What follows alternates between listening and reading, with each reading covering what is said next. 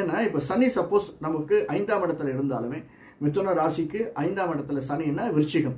சனி அந்த இடத்தில் 5ஆம் இடத்தில் ஏற்றம் பெறக்கூடியவர்.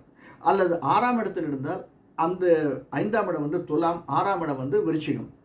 அந்த விருச்சிகத்தில் இருக்கும்போது செவ்வாயோடு கூட இருந்தால் அல்லது குருவோடு கூட இருந்தால், இப்படி அவர்களுடைய பாதிப்பு இருக்கும்போது அவர்களுக்கு அதிகமாக பலன் தரக்கூடியதாக அமைந்திருக்கும். ஸோ அதனால் அந்த சனி தனித்து இருக்கானா, நம்ம கூட இருக்கானா அப்படிங்கிறது பார்க்கணும்.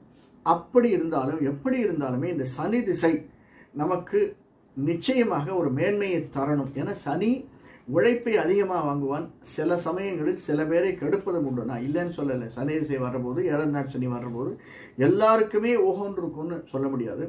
ஆனால் அதை நாம் எப்படி மாற்றிக்கொள்வது? அதாவது இப்போ நம்ம ப்ரமோஷன் வேணும், கவர்மெண்ட் ஆஃபீஸ்லாம் தெரியும். கிளரிக்கல்லேருந்து பேங்க்கில், கிளரிக்கல்லேருந்து ஒரு ஆஃபீஸராக போகணுன்னா நம்ம எக்யூப் பண்ணிக்கணும்.